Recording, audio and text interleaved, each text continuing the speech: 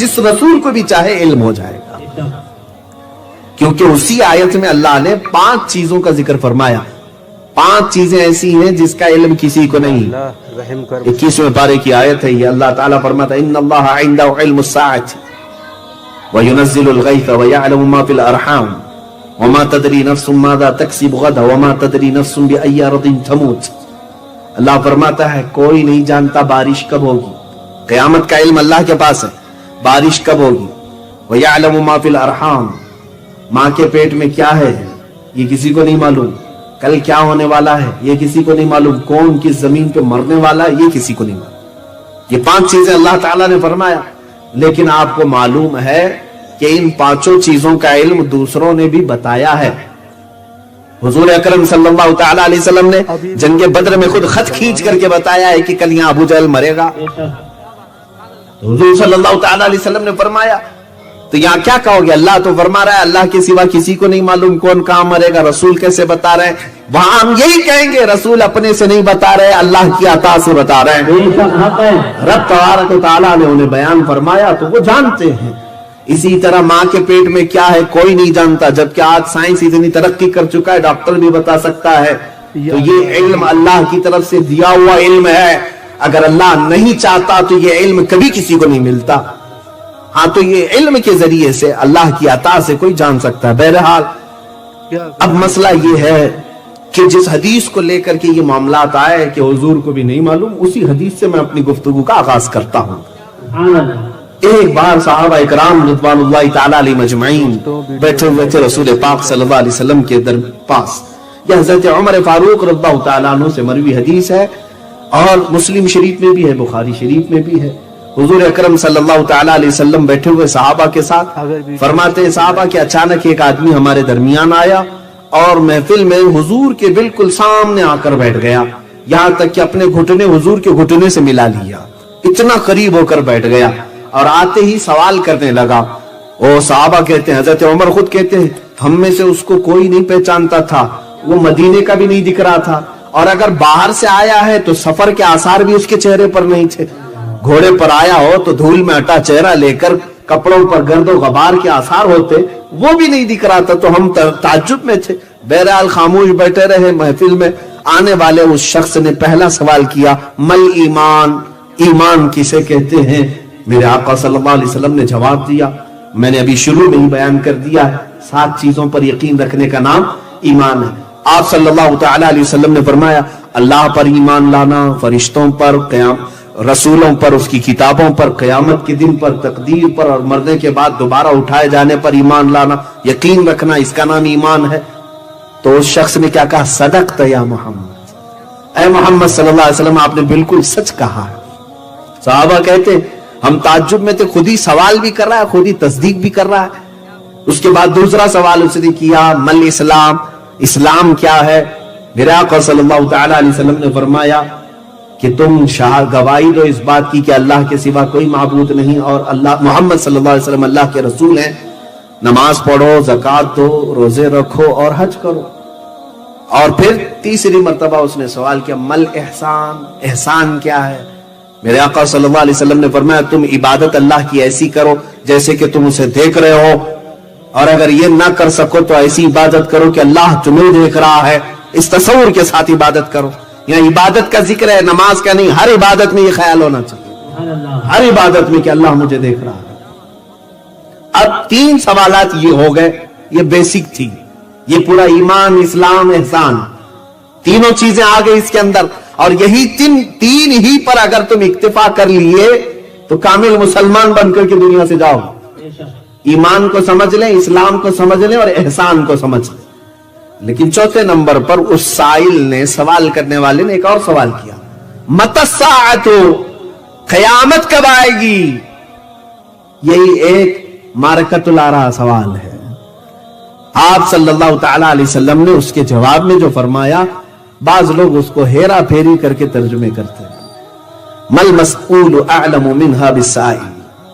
حضور اکرم صلی اللہ تعالیٰ علیہ وسلم نے فرمایا مجھ سے تم پوچھے ہو اور تم پوچھنے والے. سائل وہ ہے اور میں پوچھا گیا ہوں. مسئول میں ہوں, سائل تم ہو. تو فرمایا साइल को जितना इस बारे में मालूम है, मसूल को भी उतना इल्म है। इसका ये तर्जुमा हो सकता है। यहां बाज लोग ये कहते हैं कि साइल से ज्यादा मसूल को मालूम नहीं है, ज्यादा जानता नहीं। बहरहाल ये गुत्थी सुलझेगी आगे की बहस। तो अब सवाल करने वाले ने फिर उसके बाद ये 4 सवाल कर लिए।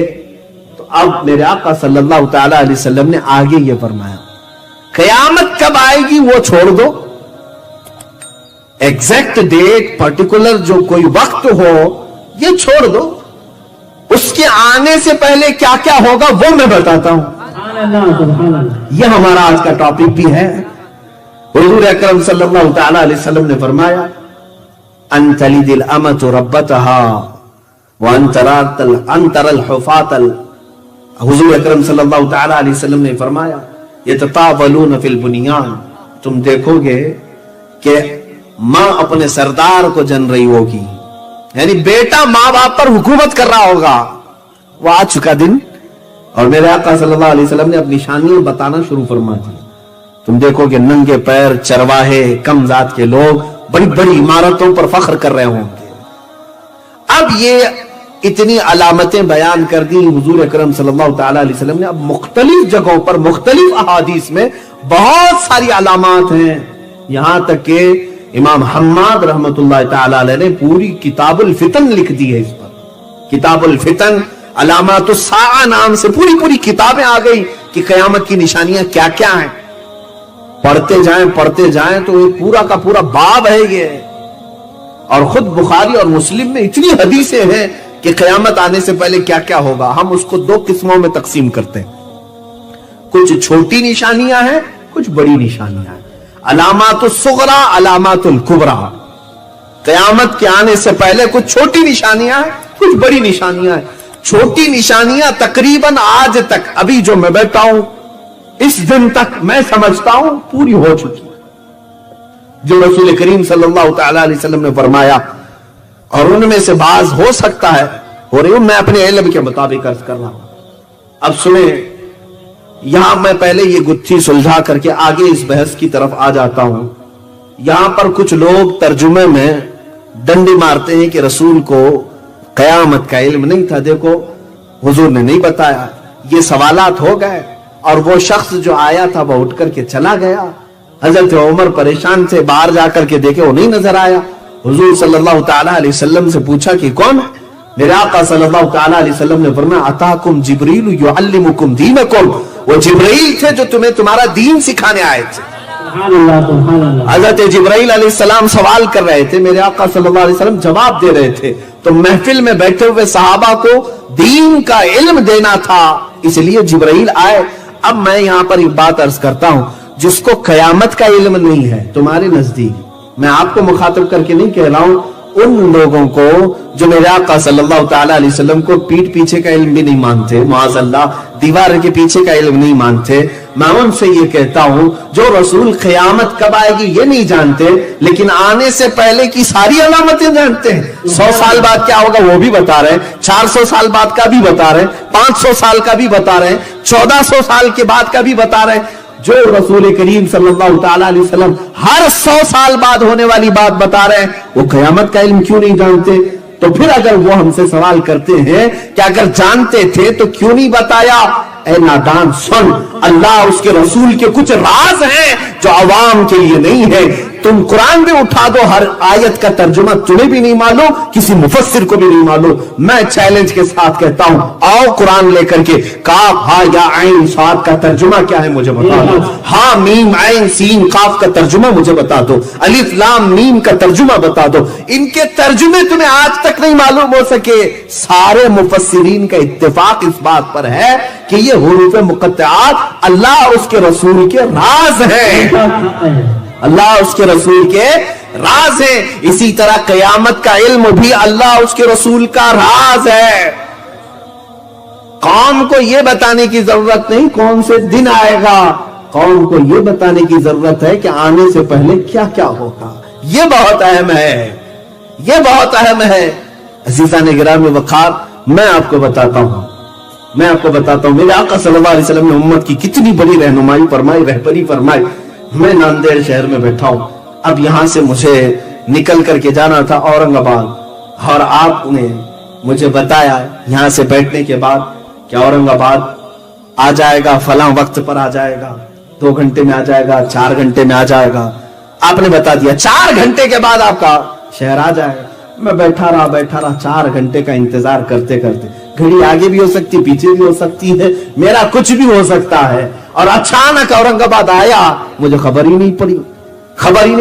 لیکن بتانے والا اگر یہ کہتا اورنگ آباد آنے سے پہلے جو ہے فلاں شہر آتا ہے، اس سے پہلے ایک اور گاؤں آتا ہے، اس سے پہلے کچھ بلڈنگیں دکھتی ہیں، پھر جھاڑ دکھتے ہیں، پھر پہاڑ دکھتے ہیں، جو کچھ بھی ہے، تو میں ہر ایک چیز کو دیکھتے دیکھتے الرٹ ہوتا چلا جاتا اور اپنے شہر کی میں تیاری کر رہا ہوتا. میرے آقا صلی اللہ علیہ وسلم نے ڈائریکٹ قیامت نہیں بتائی، علامات بتائی تاکہ ہر مومن اس قیامت کی تیاری کر سکے. حضور اکرم صلی اللہ علیہ وسلم نے تیاری کرانا چاہا، اس لیے تو ہمیں علامات بتائے. اب سنو اللہ کے حبیب صلی اللہ تعالی علیہ وسلم نے جو فرمایا ان چھوٹی نشانیوں میں سے وہ بڑی دردناک بھی ہیں اور ہمارے لیے بعض تو عبرت کے لیے بھی ہیں. عزیزان گرامی، حضور اکرم صلی اللہ تعالی علیہ وسلم ارشاد فرماتے ہیں تم دیکھو گے ماں باپ کی نافرمانی کثرت سے ہونے لگے گی، اور یہ ہو رہی ہے، ہوتی رہے گی. یہاں تک کہ صحابہ کرام ان باتوں پر تعجب کرتے تھے. اللہ کے حبیب صلی اللہ تعالی علیہ وسلم کی بعض احادیث یہ بھی ہیں کہ قتل بڑھ جائے گا، حرج بڑھ جائے گا. حرج کہتے ہیں قتل کو، حضور اکرم کی حدیث میں کہ حرج بڑھ جائے گا، قتل بہت زیادہ ہوگا. صحابہ نے پوچھا قتل تو اس زمانے میں بھی ہوتا ہے، جنگیں بہت ہوتی ہیں. اللہ کے نبی صلی اللہ تعالی علیہ وسلم نے ارشاد فرمایا نہیں، یہ قتل الگ ہے. اس قتل کی بات کر رہا ہوں جب بھائی اپنے بھائی کی گردن مارنے کے لیے بے قتاب رہے گا، یہاں تک کہ لوگ صرف اپنی بھوک مٹانے کے لیے انسانوں کا گوشت ٹکڑے کریں گے. قتل بڑھ جائے گا. اور آپ کو اگر میں بتاؤں تو حضور اکرم صلی اللہ تعالی علیہ وسلم کی اس پیشن گوئی کے مطابق میں سمجھتا ہوں ورلڈ وار فرسٹ اور ورلڈ وار 2 میں سیکنڈ میں جتنی جانیں گئیں پوری دنیا کی تاریخ میں اتنی جانیں کبھی نہیں گئی ہیں. فرسٹ ورلڈ وار میں 2 کروڑ لوگ مرے ہیں، تقریباً 20 ملین، اور سیکنڈ ورلڈ وار میں 50 ملین لوگوں کی جانیں گئی ہیں، 5 کروڑ کے قریب لوگ مرے. میرے عزیزو یہ عام لوگ نہیں، جانے جانا. اور اس طرح سے کہ لوگ جو ہے اب موت کا لوگوں کو احساس بھی نہیں ہوتا، ایسے لگتا ہے جیسے چونٹی مر گئی، مچھر مر گیا، مکھی مر گئی. پہلے کسی کی موت پر سارے لوگ کان کھڑے کرتے تھے اور احساس ہوتا تھا، اس کے لیے تعزیتیں ہوتی تھی. اب بغل میں مر کے چلا گیا، لوگ دوسرے دن بھول گئے، اپنے معمول پر آ گئے. موت بھی عام ہوگی، قتل بھی عام ہوگا. رسول کریم صلی اللہ تعالی علیہ وسلم کی حدیث میں یہ بھی ہے گانے باجے کی کثرت ہو جائے گی. گانے بازی کی کثرت آج آپ نہیں دیکھتے. شاید یہ میوزک ورلڈ اس زمانے کا سب سے زیادہ ٹاپ پر جا چکا ہوگا. بلکہ پہلے کے دور میں اگر کوئی گانے والا محفل میں آتا تو منہ چھپاتا رہتا، لوگ اس کو تانا دیتے. جیسے طوائف آ گئی ہو، مخنث آ گئے ہو تو لوگ اس سے چڑھتے تھے اور دکھا دکھا کر کہتے ہیں، آج بھی کہتے ہوں گے ارے یہ بازاری عورت ہے، یہ طوائف ہے، فلاں ہے. تو پہلے گانے والے کو اس طرح سے لوگ دیکھتے تھے. ارے آج تو فیشن ہے، سٹار ہے، جو جتنا گا لیا، ناچ لیا، وہ لوگوں میں سنگر اور pop singer, top singer, star singer جو بھی بنتے چلے گئے. گانا آج کا فیشن ہو گیا اور لوگ اس پر اپنے آپ کو فخر محسوس کرنے لگے. یہی میرے آقا صلی اللہ تعالی علیہ وسلم نے فرمایا کہ لوگ گناہوں کو نیکیاں سمجھ کر کرنے لگے.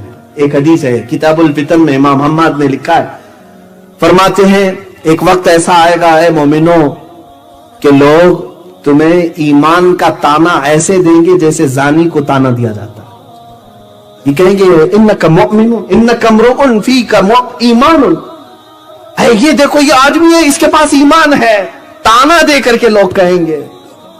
ایک وقت یہ آئے گا، حضور اکرم صلی اللہ تعالی علیہ وسلم نے فرمایا ایمان پر قائم رہنے کی سختی بھی بتائی کہ بہت سخت ہو جائے گا ان کے لیے، بہت سخت ہو جائے گا. اب یہ ماں باپ کی نافرمانی، گانے باجے کی کثرت، یہاں تک کہ حضور اکرم صلی اللہ تعالی علیہ وسلم کی حدیث ہے، فرماتے ہیں تم دیکھو گے کہ زنا اتنی کثرت سے ہوگا کہ جیسے گدھے اور کتے راستوں پر جوڑا کھاتے ہیں، انسان بھی اس طرح سے کرنے لگ جائیں گے.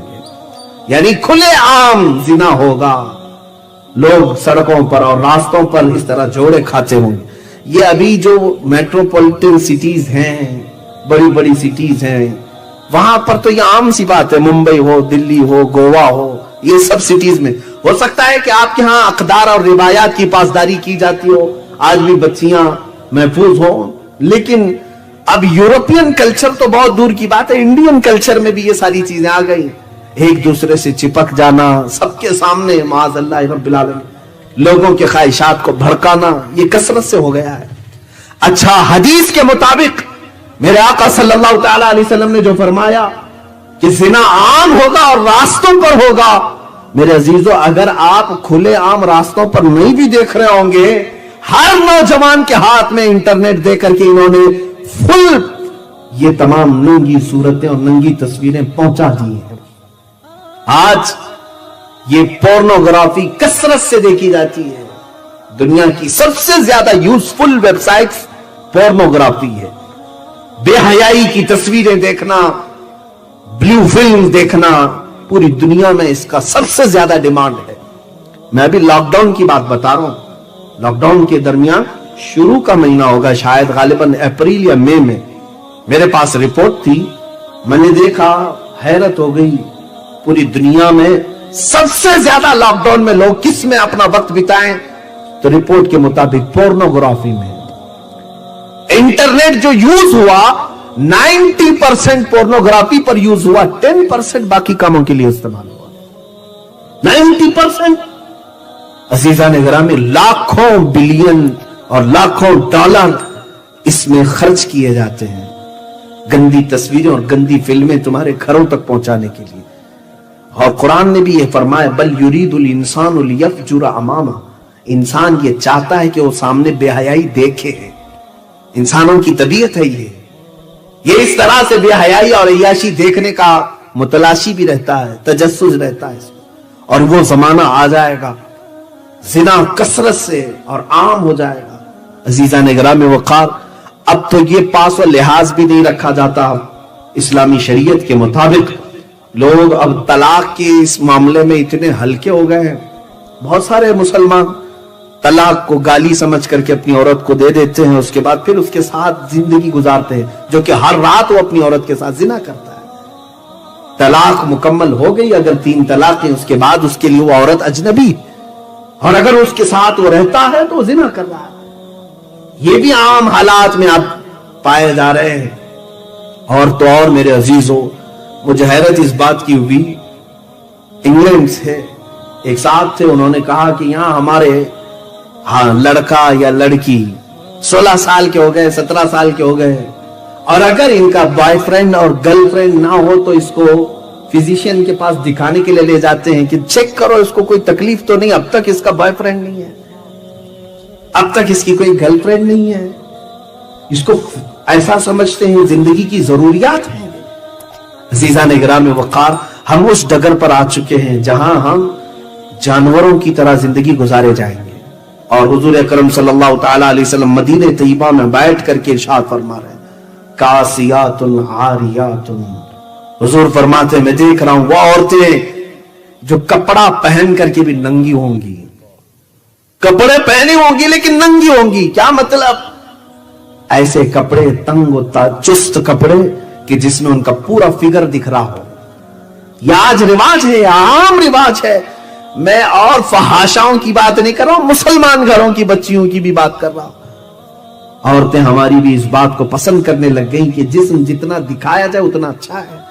माज़अल्लाह रब्बिल आलमीन, हदीस पाक में मेरे आका सल्लल्लाहु तआला अलैहि वसल्लम फरमाते हैं, मैंने जहन्नम में कसरत से औरतों को देखा है, सबसे ज्यादा औरतों को देखा है। एक हदीस में ये अल्लाह के हबीब फरमाते हैं, एक औरत को मैंने देखा कि उसको पिस्तानों से लटकाया गया है और फरिश्ते उसको अजाब इस कदर सख्ती से दे रहे हैं कि उसके पेट से उसकी अंतड़ियां उसके पेट के मकाम से बाहर निकली हुई और उसे लटकाया गया है। तो हुजूर अकरम सल्लल्लाहु तआला अलैहि वसल्लम ने वजह बयान फरमाई, ये वो औरत है जो अपना जिस्म की नुमाइश को पसंद करती थी और उसे इस अजाब में गिरफ्तार किया गया था। आज वो कसरत से बेहयाई रिवाज पकड़ गई। آپ دیکھتے ہیں ہماری بچیوں کی بھی مارکیٹ میں ایسے لباس آ گئے جس میں ہاف لباس ہے. چھوٹی سی بچیاں, آپ سمجھتے ہوں گے ان کو پردہ تھوڑی نہ پردہ ہے ابھی, لیکن میرے عزیزو دشمن بہت پہلے سے پلان کر رہا ہے, بہت پہلے سے تمہیں بے حیا بنانا چاہتا ہے کہ چھوٹی سی بچیوں کو ایسے کپڑے پہناؤ کہ جوان ہونے تک ان کو اپنے لباس کا خیال نہ رہے, یہ ہر ننگا پن کو بھی قبول کر لے. ہم نے اپنی بچیوں کو بھی پہنانا شروع کر دیا. مارکیٹ میں جائیں تو بچیوں کے فل کپڑے پوچھیں تو لوگ ہنستے ہیں, ارے ان کو بھی کیا آپ برقع پہنائیں گے؟ نہیں میرے عزیزو, میں اگر اپنی بچی کے لیے پوچھتا ہوں کہ فل سلیوز کا کوئی لباس ہو تو دے دو. چھوٹی سی بچی 4 سال کی 5 سال, مولوی صاحب اس میں ہوتا کیا ہے, آپ ابھی سے بچی پر پابندی لگا رہے ہیں. ہمیں کہتے ہیں بیٹا 4 سال میں اگرچہ اس پر پردہ فرض نہیں, لیکن اسے آدھا ننگا رکھ کر کے میں 20 سال والی عادت ابھی سے ڈالوں.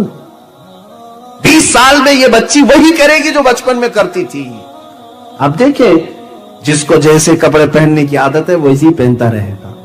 آپ پینٹ پہنتے ہیں, اچانک چڈی پہنو بولو, شرم آئے گی, تھوڑا جھجک محسوس ہوگی, آدمی کا ضمیر نہیں گوارا کرتا. اسی طرح جو ہماری اسلامی بچیاں فل لباس پہنتی ہیں, اچانک ان کو کہہ دو کہ ہاف لباس میں آ جائیں, وہ شرم محسوس کریں گی. دشمنوں نے یہ باضابطہ میں نے پڑھا تھا, ایک حاخام یہودی حکیم ہے 150 سال پہلے اس نے یہودیوں کو جمع کر کے کہا تھا یہ مسلمان بچیاں آوارہ ہوتی نہیں ہیں جلدی, اس لیے کہ ان کے گھروں کا ماحول ایسا ہوتا ہے, کیا کیا جائے؟ تو اس نے کہا چھوٹی بچیوں کے ہی لباس ان کے آدھے آدھے بناؤ تاکہ بچپن سے ان کو رواج ملے. عزیزہ نگران وقال, انجانے میں ہم کسی سازش کے بھی شکار ہو جاتے ہیں اور کچھ تو ہم جان بوجھ کر کے بھی کرتے ہیں. خیر, حدیث پاک میں رسول کریم صلی اللہ تعالی علیہ وسلم نے فرمایا حرج بڑھ جائے گا, گانے باجے کی کثرت ہوگی, زنا عام ہوگا, ساتھ ہی ایک اور بڑی بیماری کا تذکرہ اللہ کے نبی صلی اللہ علیہ وسلم نے فرمایا. وہ بڑی بیماری حضور اکرم صلی اللہ تعالی علیہ وسلم فرماتے ہیں لواطت اور سحاق عام ہوگا. یہ کیا ہے؟ ہوموسیکسولیٹی. مرد مرد سے اپنی خواہش پوری کرے گا, عورت عورت سے اپنی خواہش پوری کرے گا. یہ LGBT نام سے اب کمیونٹیز بنائی گئی ہیں, دنیا اب ان کے حقوق کا مطالبہ کر رہی ہے. گےازم, ارے انڈیا میں گورنمنٹ میں, یہاں پر ہماری پارلیمنٹ میں قانون پاس کر لیا کہ مرد مرد سے شادی کر سکتا ہے, اس کو کوئی نہ روکے. آج یہ مغربی دنیا اس کو سمجھتی ہے کہ ہم پوش ہیں, بہت زیادہ پوش ہیں. ارے جانور بھی نہیں کرتے یہ حرکتیں, تم کون سے پوش ہو؟ مرد مرد سے اپنی خواہش پوری کرے, گےازم, اس کو لواطت کہتے. قرآن پاک میں سب سے دردناک عذاب کا جو تذکرہ آیا ہے وہ قوم لوط پر ہے. حضرت لوط علیہ السلام کی قوم جو یہ کام کرتی تھی. اِنَّكُمْ لَتَأْتُونَ الرِّجَالَ شَهْوَةً مِّن دُونِ النِّسَاءِ, اللہ فرماتا ہے اے لوگو کیا تم عورتوں کی بجائے مردوں سے اپنی خواہش پوری کرتے ہو؟ قرآن میں اللہ نے ان کے اوپر عذاب جو نازل کیا اس کا تذکرہ ہے. وَأَمْطَرْنَا عَلَيْهِمْ حِجَارَةً مِّن سِجِّيلٍ, ہم نے ان پر نوکیلے پتھروں کو بارش کے طور پر برسایا. اور پھر کیا کیا اللہ نے ان کے ساتھ؟ فَجَعَلْنَا عَالِيَهَا سَافِلَهَا, ہم نے ان کے اوپر کی زمین کو پلٹ کر کے نیچے کر دیا. اٹھا دی گئی تھی زمین اور پلٹ دی گئی تھی. یہ قوم لوط ہے, قوم سدوم بھی اس کو کہتے ہیں. یہ جارڈن کی سرزمین پر میں خود گیا تھا پچھلے سال, جہاں حضرت لوط علیہ السلام کا مقام ہے. لوگوں نے, وہاں کے رہائشیوں نے بتایا, میں تقریباً 100 کلومیٹر چلتا رہا گاڑی میں, جس طرف دیکھو کالے کالے بڑے بڑے پتھر پڑے ہوئے ہیں, کہیں پر بھی نہ ایک درخت دکھے گا نہ پہاڑ دکھے گا, بڑے بڑے کالے کالے پتھر ہیں. جارڈن کی سرزمین, واللہ عالم کون سے پتھر ہیں, لیکن تذکرہ قرآن پاک میں ہے کہ ہم نے پتھروں کی بارش کی, نوکیلے پتھر. اور وہ قوم لوط کو ہمیشہ کے لیے ہلاک کر دیا رب تعالیٰ نے. وہ لواطت کی بیماری دوبارہ اس وقت آئے گی اور قیامت کے قریب میرے آقا نے فرمایا یہ کثرت سے بڑھ جائے گی. یہ LGBT کہتے ہیں, گےازم, لیزبین, عورت عورت سے بھی اپنی خواہشات پوری کر رہی, واللہ عالم کون سے طریقے. اور پھر اس میں ٹرانسجینڈر بھی ہیں, ٹرانسجینڈر ہیں, اور پھر بایو سیکس, یہ پتہ نہیں کیا کیا چیزیں انہوں نے بنائی ہیں. یہ وہ ہے کہ عورت مرد بننے کی خواہش کر رہا ہے, کر رہی ہے، کر رہا ہے جو بھی بولے. مرد جو ہے اپنے آپ کو سرجری کروا کر کے عورت بن جا رہا ہے. یہ ٹرانسجینڈر یہ لوگ ہیں، یعنی اللہ تعالیٰ کی تخلیق کو ختم کرنا چاہتے ہیں.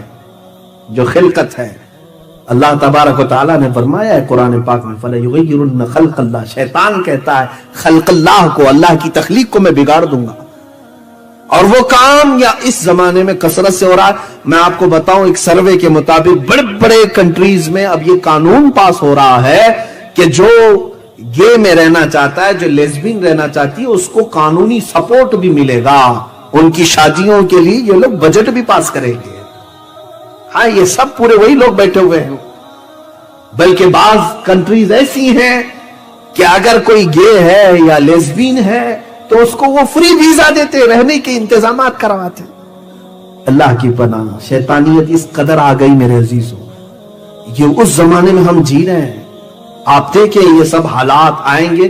اچھا اب اس چیز کو آپ کے یہاں بھی تو برا سمجھا جاتا ہوگا نا، اغلام بازی، اس کو سمجھ لیں لڑکا بازی، جو بھی الفاظ آپ بولیں، لواطت ہو، یہ گندے افعال ہیں، اتنے گندے کہ گھن آتی ہے اس سے. لیکن یہ گھن ختم کی جائے گی کیسے؟ بڑے بڑے فلم سٹار اس کا پروموٹ کرنے کے لیے آئیں گے اور وہ اسکرین پر آ کر کے کہیں گے کہ میں گے ہوں. اور یہ کوئی ڈرنے کی بات نہیں ہے، یہ اچھی چیز ہے، ان کا بھی حق ہوتا ہے. اور یہ اپنے اپنی ذات کی بات ہے. یہ سب دلیلیں لا کر کے مائنڈ سیٹ کیا جا رہا. آلریڈی میں دیکھ رہا ہوں کئی دنوں سے لوگوں کا مائنڈ سیٹ کیا جا رہا ہے اس چیز کو لے کر. سیم قوم لوط میں یہی تھا.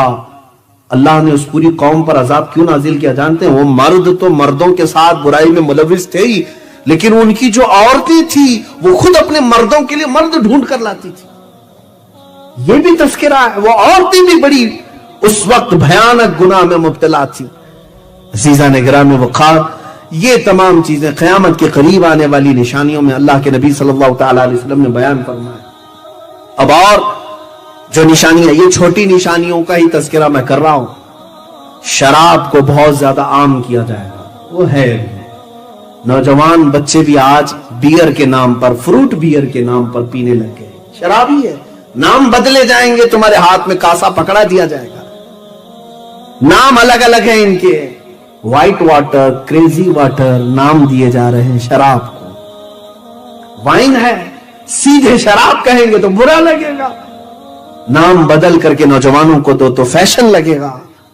عزیزان گرامی وقار، آج ہمارے بچے اس نشہ میں بھی کثرت سے مبتلا ہو گئے. سچ فرمایا میرے آقا صلی اللہ تعالی علیہ وسلم کہ کوئی گھر فتنے سے خالی نہیں رہے گا. یہ سب فتنے گھروں میں داخل ہو جائیں گے. یہ چیزیں ایسی ہیں جو بہت سالوں سے چل رہی ہیں اور اب پھر بھی ابھی تک چل رہی ہیں اور یہ اور بڑھتی چلی جائیں گی. اب سنو، حضور اکرم صلی اللہ تعالی علیہ وسلم فرماتے ہیں ایک زمانہ تم پر ایسا آئے گا کہ تم رات میں سو گے، صبح کافر اٹھو گے، صبح مومن ہوگے.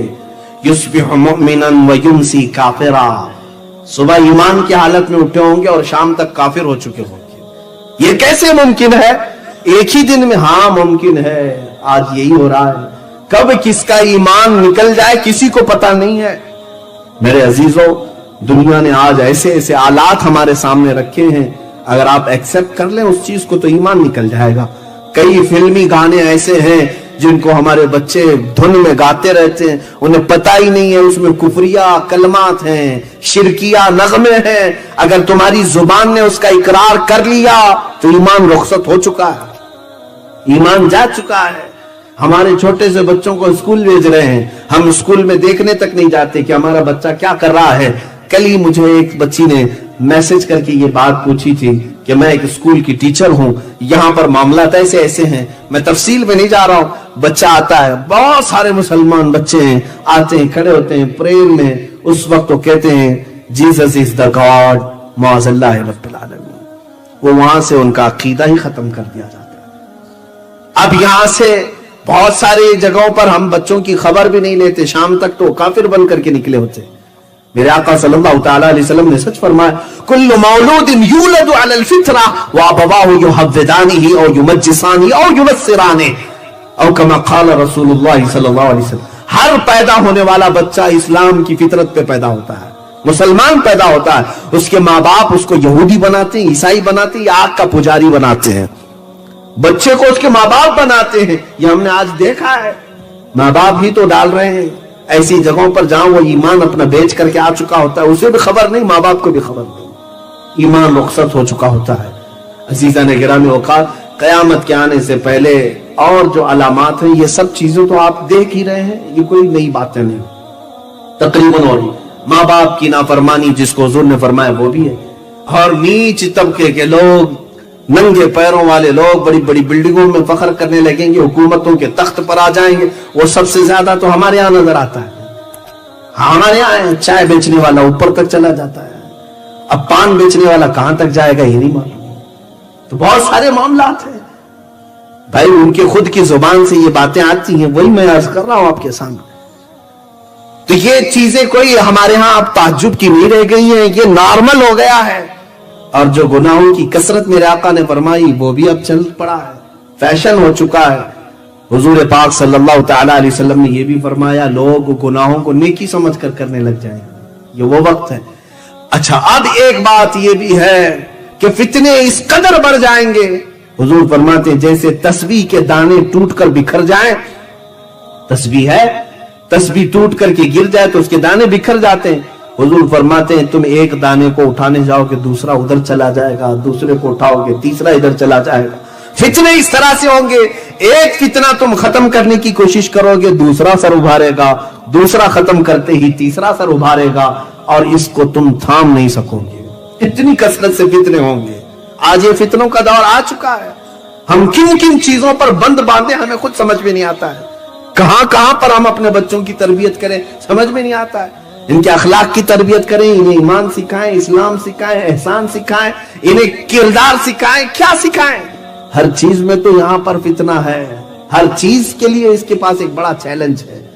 ہمارے بچوں کی ہم سوچتے ہیں کبھی ان کی آنکھوں کی حفاظت پہ بولوں، کبھی لگتا ہے کہ ان کو اپنے ہاتھوں کی حفاظت پہ بولوں، کبھی لگتا ہے کہ ان کو زبان کی حفاظت پہ بولوں، اس لیے کہ سب سے زیادہ آج فتنے زبان کے لیے۔ لیکن جس چیز کے بارے میں سوچتا ہوں لگتا ہے یہ سب سے بڑا فتنہ ہے۔ بچوں کو میں نصیحت کرنا چاہوں، شرمگاہوں کی حفاظت کے لیے قرآن نے تاکید فرمائی، اس پر سوچتا ہوں کثرت سے بولوں، لیکن لگتا ہے اس سے بھی بڑے فتنے اور بھی ہیں، اور بھی۔ یہ فتنوں کا دور ہے، ہر فتنہ دوسرے فتنے سے بڑا ہوتا چلا جائے گا اور بڑا ہوتا چلا جائے گا۔ اب اس زمانے میں آج شاید وہ دور آ چکا ہوگا۔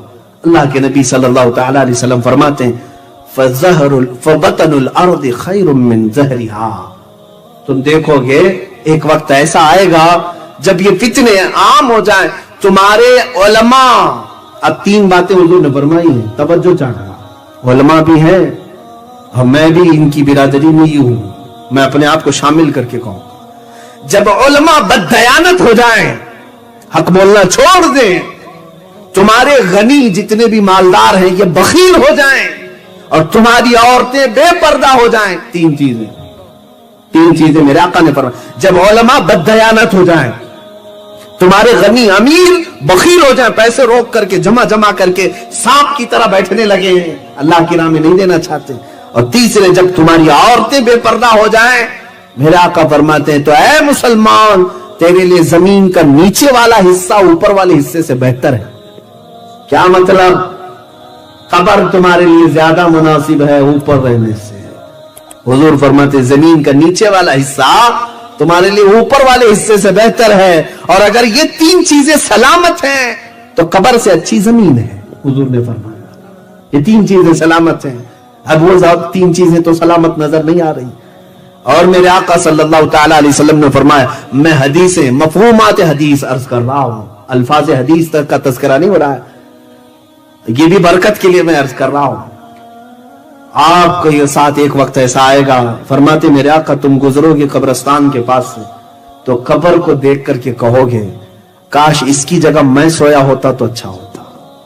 اس قدر تمہارے اوپر بلائیں آ چکی ہوں گی، اس قدر فتنے آ چکے ہوں گے، تم قبر والے کو دیکھ کر کے کہو گے کاش اس قبر میں میں ہوتا تو زیادہ اچھا ہوتا۔ کیوں ایسا سوچو گے؟ اس لیے کہ وہ سیف چلا گیا، پہلے کے دور میں چلا گیا، ان فتنوں کو نہیں دیکھا، محفوظ چلا گیا۔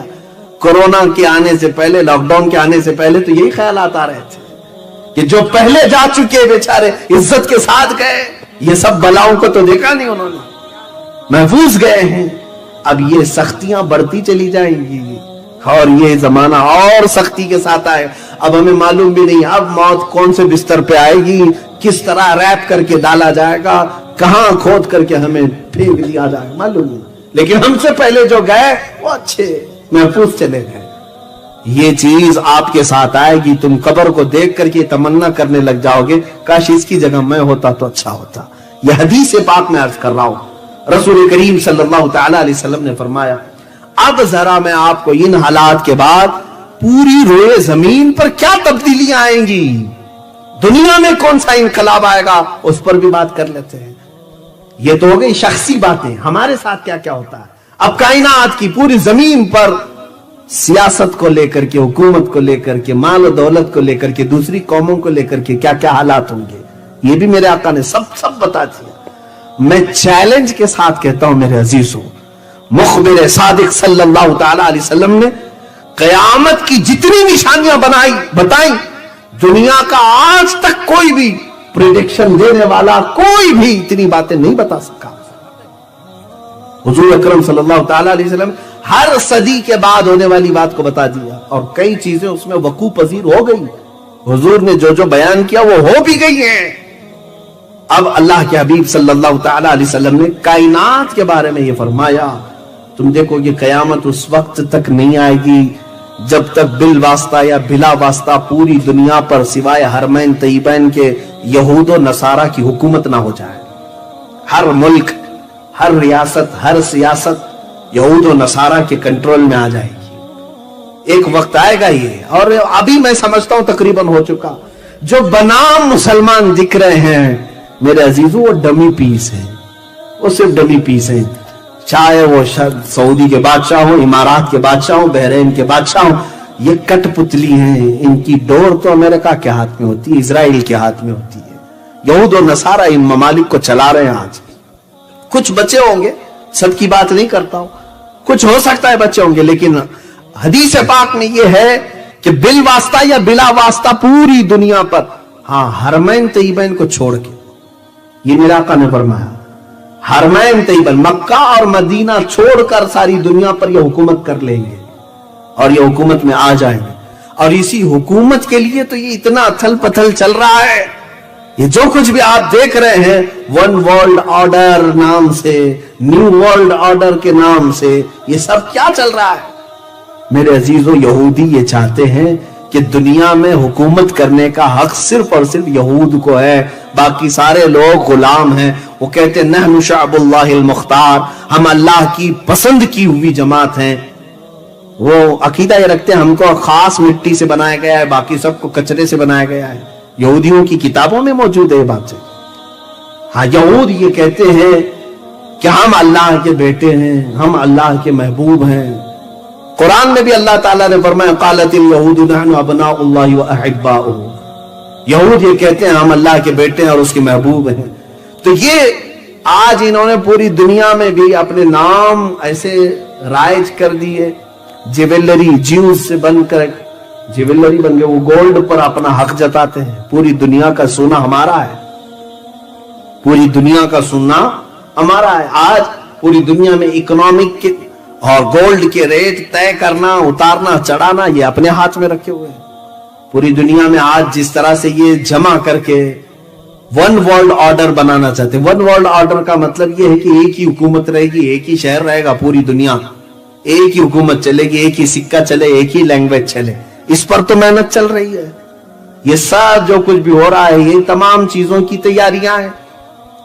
کورونا کے زمانے میں میں نے ایک میگزین دا اکنامسٹ اس کے فرنٹ پیج پہ یہ دیکھا تھا every thing under the control.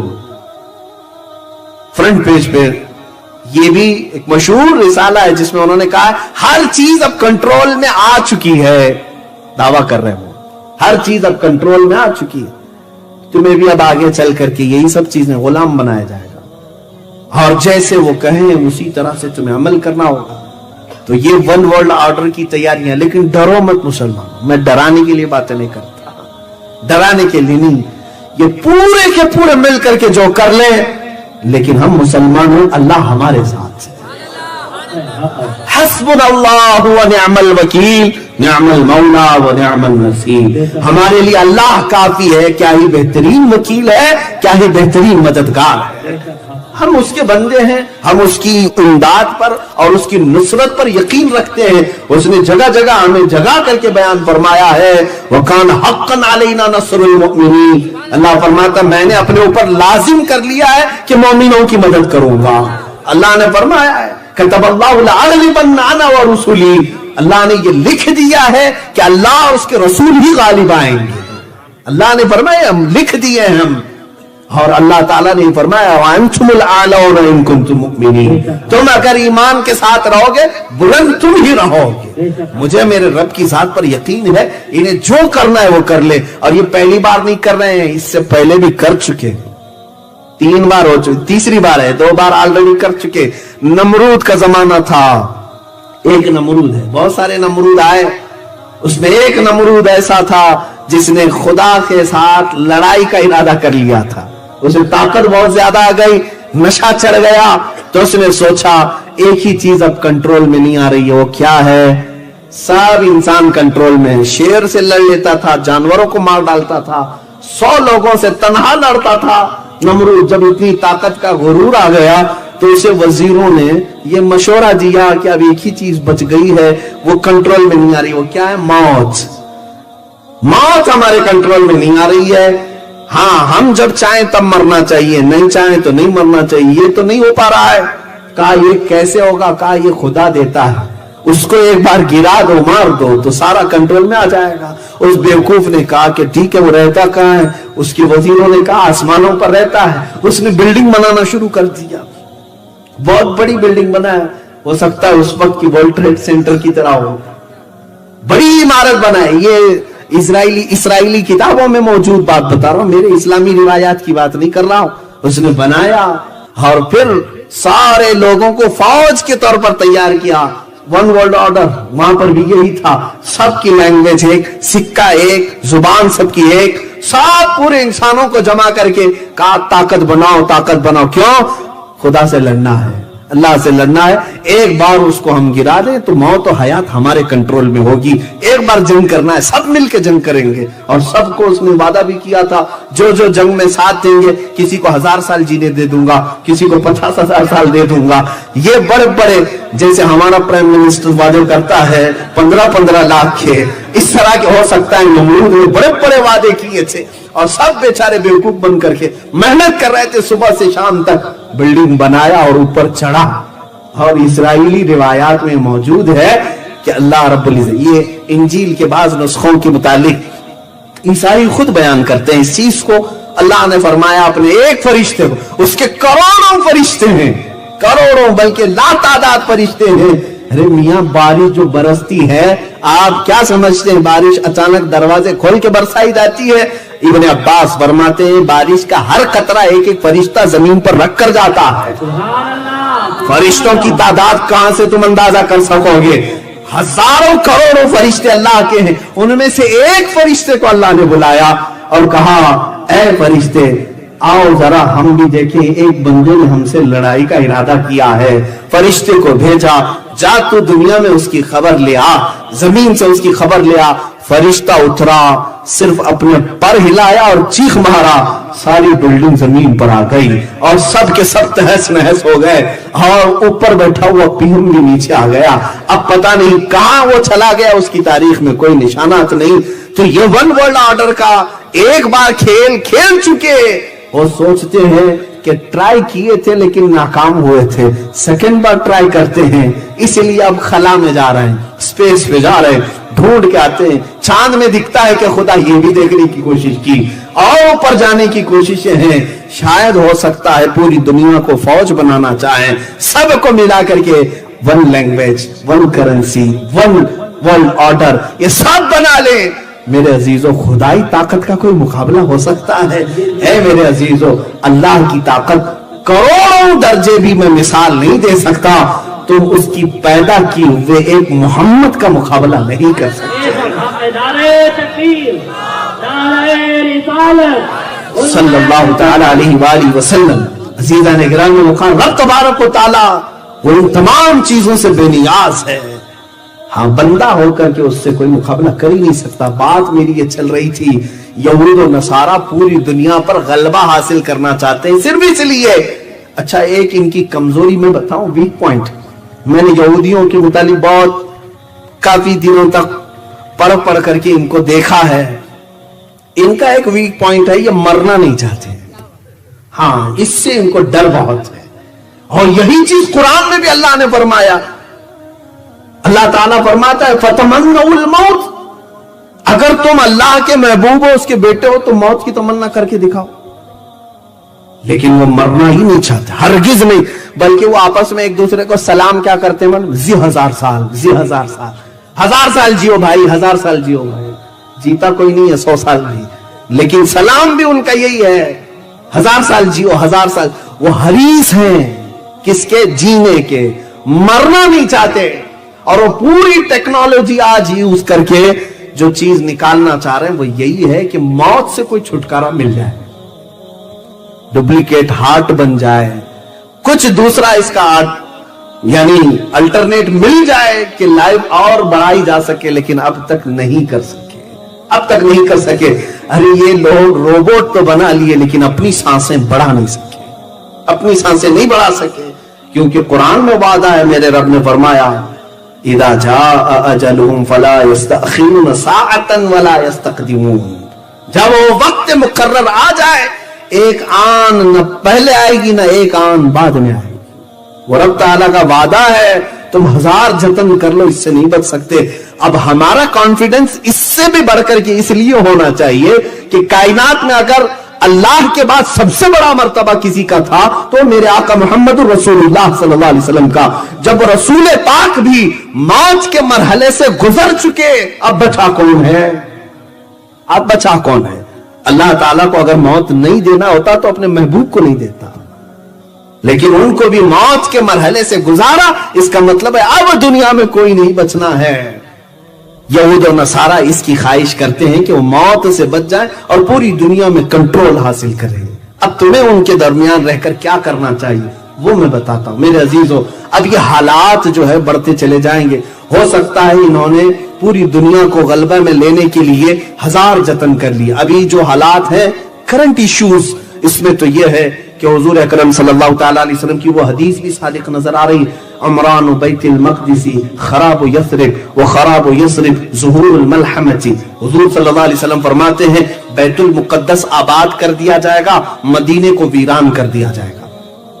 مدینے کو ویران کیا جائے گا. بیت المقدس یروشلم میں ہے، جو بیت المقدس جانتے ہیں آپ، مسجد اقصی فلسطین میں ہے، اسے آباد کیا جائے گا اور مدینے کو ویران کیا جائے گا. اور جب مدینہ ویران ہو جائے تو تم دیکھو ملحمت الکبریٰ شروع ہو جائے گی. اب یہ بڑی نشانیاں میں بتا رہا ہوں، یہ بڑی نشانیاں. وقت کافی گزرتا چلا گیا اس لیے کہ یہ ٹاپک جو ہے اتنا طویل ہے کہ قیامت آ جائے گی. اتنا طویل ہے، قیامت آ جائے گی. عزیزان گرامی وقار، حضور اکرم صلی اللہ تعالی علیہ وسلم نے فرمایا کہ تم دیکھو کہ مدینے کو ویران کیا جائے گا، بیت المقدس کو آباد کیا جائے گا. ترتیب سے میں بتا رہا ہوں کیسے کیا کیا چیزیں پہلے آتی ہیں، اس کے بعد کیا کیا آنی. علامات قیامت. مدینہ جیسی ویران ہوگا، ملحمت الکبریٰ شروع ہو جائے گی. یہ کیا ہے میں اس کی ڈیٹیل بتاتا ہوں. ملحمت الکبریٰ ایک ایسی بڑی جنگ جو اب تک نہیں ہوئی، آدم علیہ السلام سے لے کر اب تک اور قیامت تک، اس سے بڑی جنگ نہیں ہوگی پھر کبھی. یہ ملحمت الکبریٰ یہ کہاں ہوگی؟ یہ تک میرے آقا نے فرمایا ملک شام دمشق کا رابط ایک جگہ کا علاقہ ہے، وہاں مسلمان جماعتوں کا پڑاؤ ہوگا. ملحمت الکبریٰ شروع ہوگی. پھر اس کے بعد حضور صلی اللہ تعالی علیہ وسلم فرماتے ہیں ملحمت الکبریٰ جیسی ہی ختم ہوگی، یہ جنگ ختم ہوگی، قسطنطنیہ فتح ہو جائے گا. قسطنطنیہ استنبول کو کہتے ہیں، ٹرکی میں جو ہے. یہ ہو سکتا ہے کافروں کے ہاتھ میں چلا جائے. ابھی تو فی الحال اسلامی حکومت میں ہے، مسلمانوں کے پاس سیکولر حکومت ہے. مسلمانی حکومت، اسلامی حکومت تو نہیں کہتے کیونکہ ٹرکی کا آئین یہ بتاتا ہے کہ وہاں کوئی اسلام نہیں اور سیکولر ہے. فی الحال حضور اکرم صلی اللہ تعالی علیہ وسلم نے فرمایا قسطنطنیہ فتح ہوگا، اور جیسے ہی قسطنطنیہ فتح ہوگا تم دیکھو گے دجال ظاہر ہو جائے گا، دجال نکلے گا۔ یہ دجال کیا ہے؟ اب یہ سب چیزیں اتنی بڑی ہیں میرے عزیزوں، خود اپنے آپ میں ایک بڑا ٹاپک ہے۔ ہمارے محبان اکرام میں بزم قادریہ والوں نے سوچا ہوگا کہ شاید یہ سب ملا کر کے 10-15 منٹ میں ہو جائے، اسی لیے علامات قیامت اتنا بڑا ٹاپک مجھے دے کر کے بٹھایا ہے۔ اور میں ابھی طالب علم ہی ہوں اس زمانے میں، اس میں یہ سب علوم کا میں ابھی طالب علم ہوں، ابھی پڑھ ہی رہا ہوں میں۔ بہرحال جتنا پڑھ چکا اس میں سے جو مجھے یاد رہ گیا وہ عرض تو کروں گا ہی۔ یہ 5 چیزیں ہو گئی: مدینے کی ویرانی، بیت المقدس کی آبادی، بیت المقدس کی آبادی کے بعد ملحمت الکبریٰ کا ظہور، ملحمت الکبریٰ کے بعد قسطنطنیہ کی فتح، قسطنطنیہ کے بعد دجال کا ظہور۔ یہی وہ زمانہ ہوگا جب امام مہدی بھی آئیں گے اور حضرت عیسیٰ علیہ السلام کا نزول بھی۔ ایک ساتھ یہ نشانیاں ایسی آئیں گی کہ پے در پے وقت نہیں ملے گا کسی کو۔ جب بڑی نشانیاں ظاہر ہوں گی وقت کسی کے پاس نہیں ہوگا، پے در پے آئیں گی۔ فرمایا ایسے جیسے تم وضو کے لیے ہاتھ دھوتے ہو، ایک ہاتھ دھونے کے بعد دوسرے ہاتھ کی فکر ہوتی ہے، اتنی جلدی جلدی جیسے ہم سیدھا ہاتھ دھوئے تو فوراً اس کے بعد ہم نہ کلی کرنے جاتے، ناک میں پانی چرانے جاتے، ہم کو فکر ہے کہ اس کے بعد دوسرا ہاتھ دھونا ہے۔ فرمایا گیا ایسی ہی بڑی نشانیاں ایک ایک بات دکھ رہے فوراً ظاہر ہوں گے۔ اب مدینے کی ویرانی سے کیا مطلب ہے میرے عزیزو؟ اس کے کئی معنی مفسرین نے فرمائے ہیں کہ لوگ وہاں پر عبادتوں سے عاری ہو سکتے ہیں، عبادتوں سے عاری ہو کر دنیا پرست ہو جائیں اور مدینہ چھوڑ کر کے رخصت ہونے لگ جائیں، جیسے کہ آج سعودی اس بات کی طرف رواں دواں ہیں، وہ بھی عیاشی کے لیے دوسری کنٹریز کا سفر کرنے پر تیار ہے۔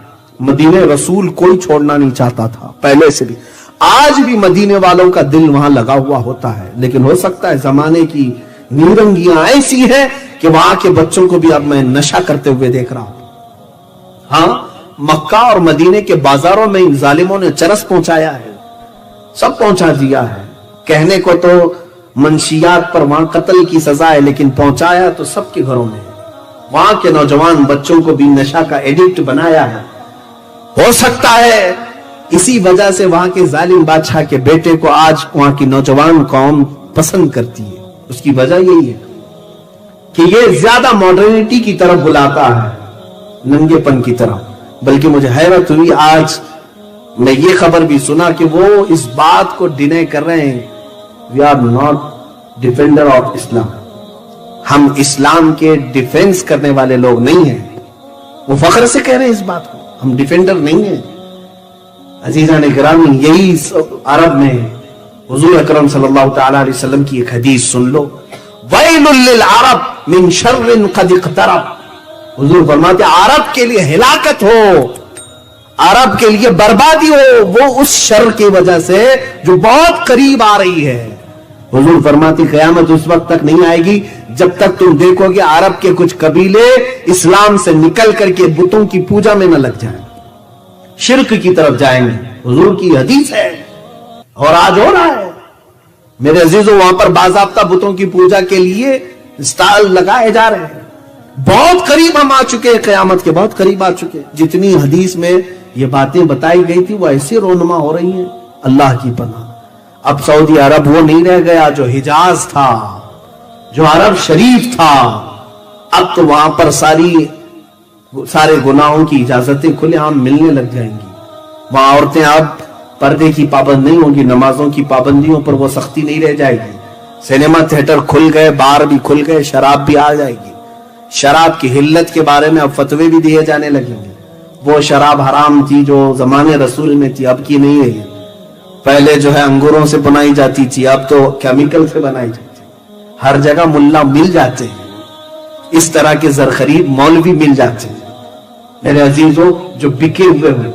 ارے یہ حرم کے اماموں کو تک انہوں نے اپنے انڈر میں رکھا ہوا ہے، وہ حق بیان نہیں کر سکتے۔ خانہ کعبہ کے منبر پر کھڑے ہو کر کے بھی امام بول نہیں پاتا بادشاہ کے خلاف۔ انہوں نے علماء کو قید کیا ہے، اگر کسی عالم نے منبر پر بیان کر دیا حق بات، دوسرے دن وہ جیل میں ہوگا۔ یہ وہاں کے حالات ہیں۔ بلکہ اب تو انہوں نے اسرائیل سے اپنے تعلقات بھی استوار کر لیے، جو مسلمانوں کے خون پر بیٹھا ہوا ہے۔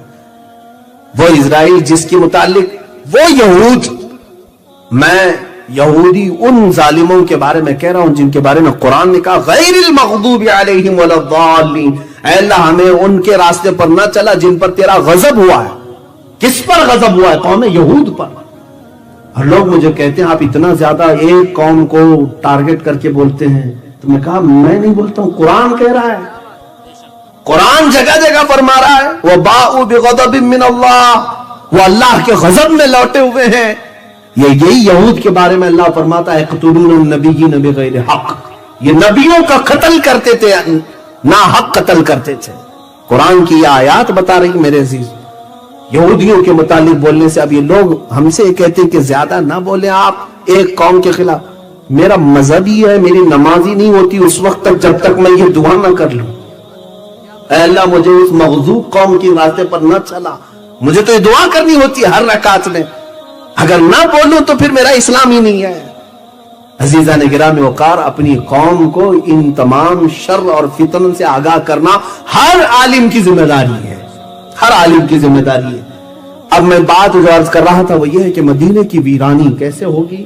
ہو سکتا ہے عبادات سے وہ عاری ہو جائیں گے، لوگ وہاں چھوڑ کر چلے جائیں، یہاں تک کہ ایک حدیث میں یہ بھی ملتا ہے کہ تم دیکھو کہ مسجد نبوی میں درندہ آ جائے گا۔ اللہ کے حبیب صلی اللہ تعالی علیہ وسلم نے فرمایا، بعض محدثین نے اس حدیث کو پڑھتے ہوئے یہ فرمایا ہو سکتا ہے یہ اسی زمانے کے بارے میں فرمایا جب یزید نے حرہ جس کو کہتے ہیں، یزید کے گورنر نے جب مدینے پر چڑھائی کی تھی تو مدینے والوں کو لوٹ لیا تھا، وہاں پر 3 دن تک مسجد نبوی میں اذان نہیں ہوئی تھی، گھوڑے باندھے گئے تھے۔ وہ ایام حرہ کے متعلق بھی یہ ہو سکتی ہے حدیث، لیکن قیامت کے قریب کے متعلق حدیث آئی ہے۔ تو مدینے کی ویرانی کے فوراً بعد جو حضور نے فرمایا وہ بیت المقدس کی آبادی وہ اس زمانے میں لگ رہی ہے۔ یروشلم کو انہوں نے اپنا کیپٹل بنا دیا، یہ سب نیوز آپ کو معلوم ہوگی۔ اسرائیل اب اپنی کیپٹل یروشلم کو بنایا، بیت المقدس کو امریکہ نے اس کو تسلیم کر لیا، بڑی بڑی کنٹریز نے تسلیم کر لیا۔ آج تک یہ معمہ تھا، آج تک یہ جو ہے لائن حل مسئلہ تھا کہ فلسطین اور اسرائیل کے درمیان یہ پہلے سے اقوام متحدہ جو UN ہے وہ اس کو تسلیم نہیں کرتا کہ تل ابیب جو اسرائیل کا کیپٹل تھا وہیں تم رہو، لیکن آج اس نے دادا گیری کر کے بیت المقدس پر ہم قبضہ کر لیا اور اپنی سفارت خانے بھی دوسری کنٹریز کے وہاں منتقل کر دی، اپنا کیپٹل بنا دیا۔ اور اب یہود کا منصوبہ یہ ہے کہ بیت المقدس مسجد اقصی کو ختم کرنا ہے۔ وہاں پر انہوں نے جعلی ارتھ کویک بھی لائے، زلزلے لا کر کے کسی طرح مسجد گر جائے، اس کے بعد ان کو ہیکل سلیمانی بنانا ہے، 3rd ٹیمپل اس کو کہیں گے، یہ بنانا ہے۔ کیونکہ یہودیوں کے عقیدے میں یہ ہے کہ جب 3rd ٹیمپل بنائیں گے تب ان کا مسیحا آئے گا۔ وہ مسیحا کس کو کہتے ہیں؟ دجال کو کہتے ہیں۔ دجال کے انتظار میں ہیں یہودی، کیونکہ دجال کی فوج میں سب سے زیادہ جو لوگ ہوں گے وہ صرف یہودی ہوں گے۔ یہودی اس کے انتظار میں روزانہ نہ جانے کیا کیا بلی چڑھاتے ہیں، تسبیح پڑھتے ہیں، اس کے آنے کے انتظار میں دعائیں کرتے ہیں۔ دیکھیں مسیحا کا لفظ جو ہے 3 بڑے مذہبوں میں ملتا ہے، یہودیوں کے مذہب میں، عیسائیوں کے مذہب میں اور ہمارے مذہب میں بھی مسیحا کا لفظ، لیکن ڈیفرنٹ ہے، سوچنے کی فکر کرنے کی طریقہ الگ الگ ہے۔ یہودی دجال کو مسیحا سمجھتے ہیں اور مسلمان اور عیسائی عیسیٰ علیہ السلام کو مسیحا سمجھتے ہیں۔ ہم بھی عیسیٰ علیہ السلام کے انتظار میں ہیں، عیسائی بھی انتظار میں ہیں۔ بعض عیسائی، بعض تو یہ کہتے ہیں کہ وہ مصلوب ہو گئے، قتل ہو گئے، ان کو پھانسی دے دی گئی، لیکن بعض ان میں بھی بہت ساری فرقے ہیں، آرتھوڈکس ہیں، کیتھولک ہیں، پروٹسٹنٹ ہیں، سب کے عقیدے اپنے اپنے الگ الگ بنے ہوئے ہیں۔ انجیلوں کی بھی قسمیں الگ الگ ہو گئی، بائبل کی کتنی ہی۔ بہرحال ایک متفقہ عقیدہ یہ ہے کہ عیسیٰ علیہ السلام دوبارہ آئیں گے، اور مسلمانوں میں تو سب میں اتفاق ہے۔ حضور نے فرمایا قیامت اس وقت تک نہیں آئے گی جب تک عیسیٰ ابن مریم نازل نہ ہو جائے۔ حضور نے فرما بھی دیا ہے کہاں آئیں گے، کیسے آئیں گے۔ دمشق میں آئیں گے، ملک شام میں عیسیٰ علیہ السلام وہاں آئیں گے۔ اب یہ بعد کی باتیں ہیں، یہ علامات۔ اور تو یہاں بات تھی بیت المقدس کی آبادی، 2 لاکھ بستیاں ابھی یہودیوں نے بنائی، جہاں پر بینڈ تھا 2 لاکھ لوگوں کو بسا دیا، یہ آباد کرتے جا رہے ہیں، اور سارے 5 سٹار ہوٹل یروشلم کی طرف جا رہے ہیں۔ یہ بیت المقدس کی آبادی ہے. فرمایا گیا تھا جو حدیث میں کہ بیت المقدس آباد ہوگا, مدینے کو ویران کیا جائے گا. سوچو آپ, یہ تو میں صرف گیس کر کے آپ کو قریب کرنا چاہ رہا ہوں. اس کے بعد ان لوگوں نے ساری ملٹی نیشنل کمپنیاں جتنی بھی ورلڈ کی ہیں ان سب کا سینٹر انہیں اسرائیل میں بنانا ہے, یروشلم میں بنانا ہے. چند دنوں کے بعد آپ دیکھو گے یہ جو سپر پاور ہیں یہ بھی سب ٹوٹ کر بکھر جائیں گے اور ون ورلڈ آرڈر کے اعتبار سے سب اسرائیل کی طرف منتقل ہو جائیں گے. سب کو وہ اپنا کرتا دھرتا اسی کو ماننا شروع کر دیں گے. بہرحال یہ وہاں کے ایک عالم نے بھی خود بیان کیا, یہودی عالم نے, وہ ربی ہے, اس نے خود بیان کیا ہے. ابھی کی بات ہے, لاک ڈاؤن کے ٹائم پہ اس نے خود ایک بیان دیا کہ ہمارے نیکسٹ پلان کیا کیا ہے. بہرحال اگر ہم بیان کریں تو کون سا قصور ہے. عزیزان گرامی وقار, یہ بیت المقدس کی آبادی, مدینے کی ویرانی کے بعد جو ملحمت الکبریٰ ہے وہ کیا ہے سنیں. ایک جنگ ہوگی, بہت بڑی جنگ, جس کا ذکر ان کی مقدس کتابوں میں بھی آیا ہے, جس کو ہرمجدون کہا گیا اردو میں, اور انگلش میں ارمیگڈون کہتے ہیں. ارمیگڈون تلاش کر لینا میرے بچوں, اس کو پڑھو, آپ تحقیق کرو قیامت آنے سے پہلے کیا کیا ہوگا. یہ سب میرے آقا مخبر صادق صلی اللہ علیہ وسلم نے بیان کیا.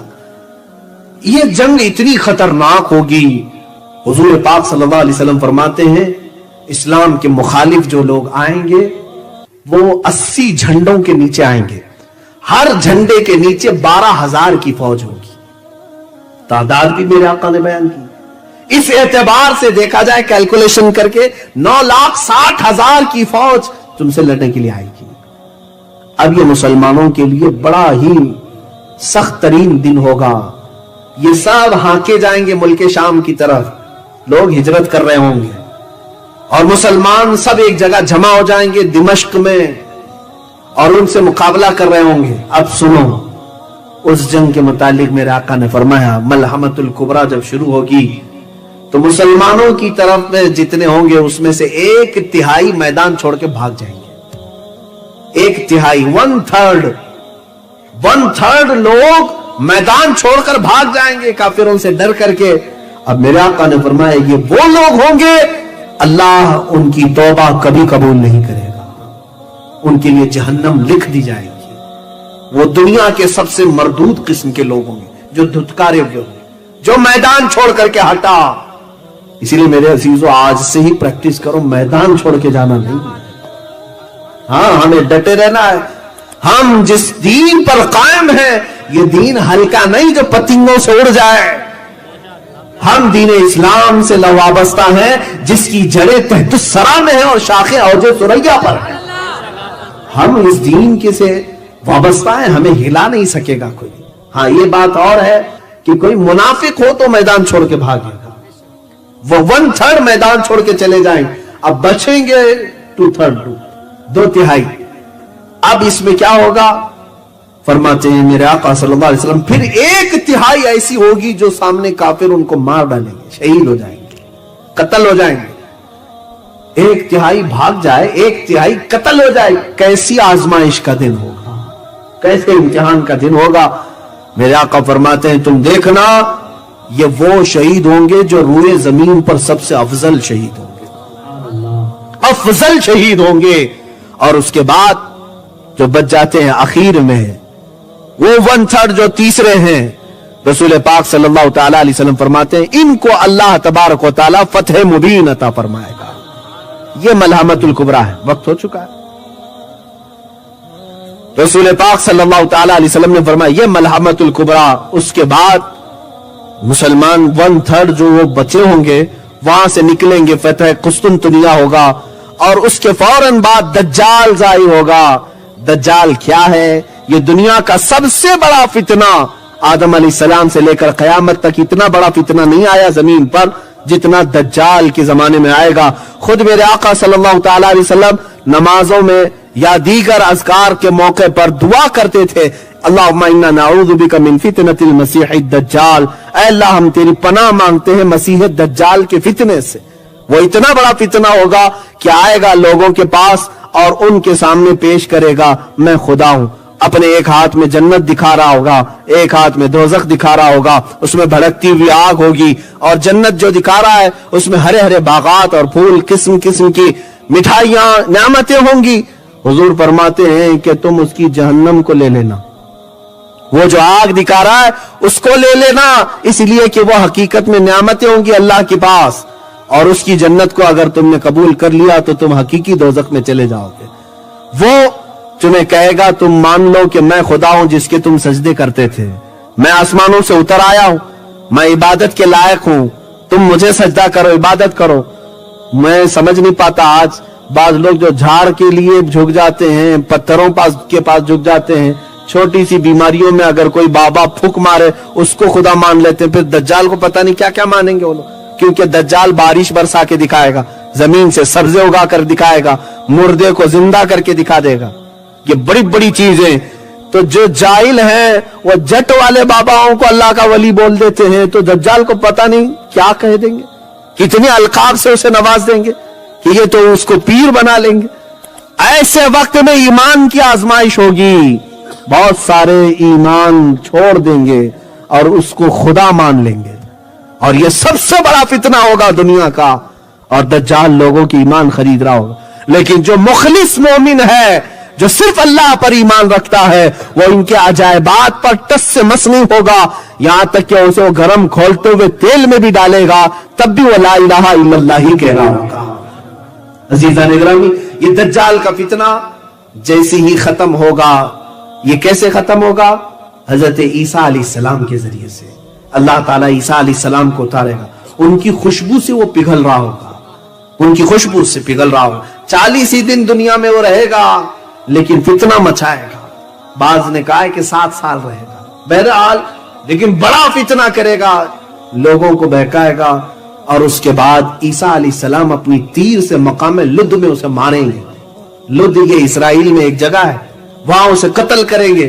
اس کے بعد اب جو خوشی کی بات ہے، قیامت سے پہلے اتنی باتیں علامات آپ نے سنی، سب میں ڈر ہی لگا، لیکن خوشخبری کی بات یہ ہے، میرے آقا فرماتے ہیں اس کے بعد پوری دنیا میں صرف پرچم اسلام لہرائے گا۔